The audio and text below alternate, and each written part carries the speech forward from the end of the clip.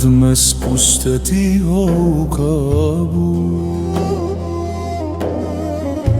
kad ostanem sam u tami,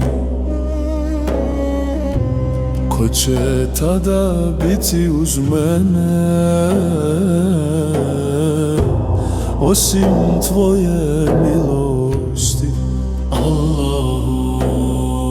Allahu moj, smiluj mi se kad me zemlja pokrije sama. Neka Kur'an bude moje svjetlo u noći kabura, ja Rab. Dunjaluk me često zavara, za prolaznim srcem krenu. Sad te molim prije rastanka